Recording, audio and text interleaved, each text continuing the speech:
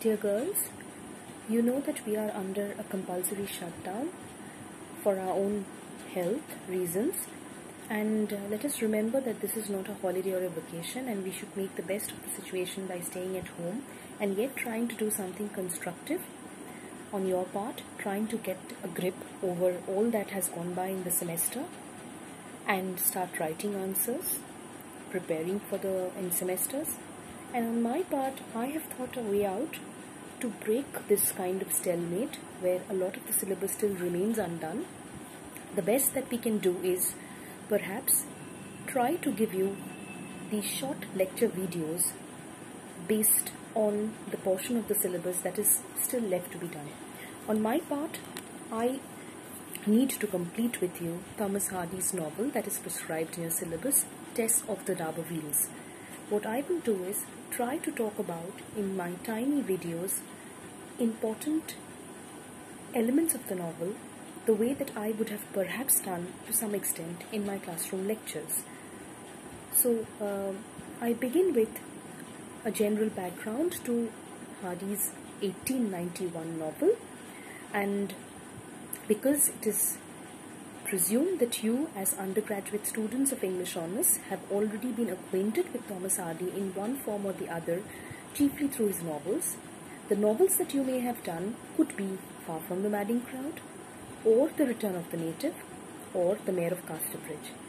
I would have loved to know which of you have done which, under which university, but we will reserve that for a later time. But for now, presuming that you know that Hardy was a later Victorian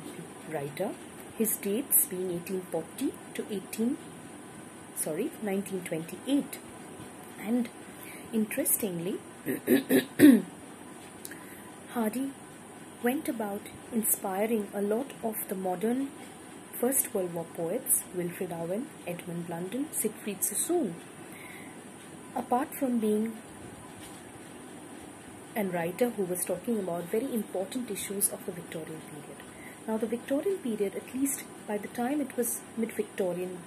period, the woman question had taken a very important,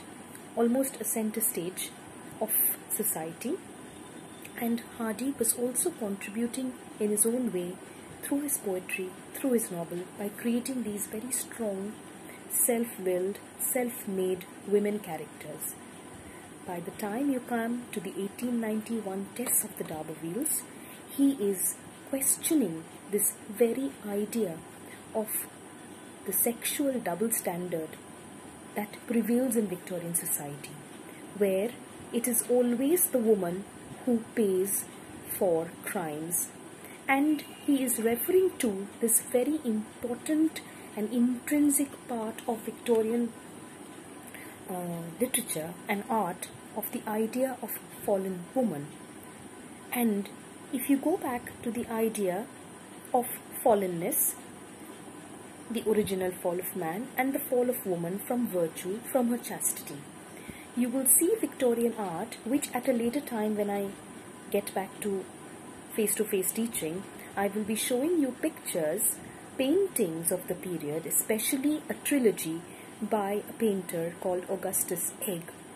who is painting these series of images of the fallen woman. How a woman who is perhaps a prostitute, an adulteress,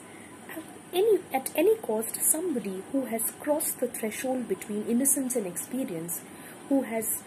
not followed the rules of society with relation to sexual knowledge post-marriage,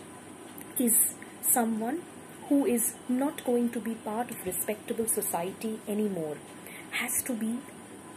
discarded, has to be pushed away from respectable society, and will finally end life in death and misery. So again, this idea where a man shared in the crime, if it was a crime, as much as the woman, why is this society victimizing women and only women, irrespective of the way that perhaps this crime of losing one's chastity or virtue untimely has happened to the woman? So these are elements that come up again and again in Hardy's fiction, in his poetry. But when it comes to Tess, this issue occupies center stage. And it is interesting to note that when Hardy wrote this novel, the manuscript of this, it had a subtitle, Tess of the D'Urbervilles, a pure woman faithfully presented. And this idea of a fallen woman, an unwed mother, a woman who goes on to become a murderer because of circumstances, is referred to as and defended by the author right from the outset as pure, was something which did not go down well with the Victorian publishers, neither with much of the reading public, neither with the critics. And a lot of the publishers of magazines refused to accept his manuscript.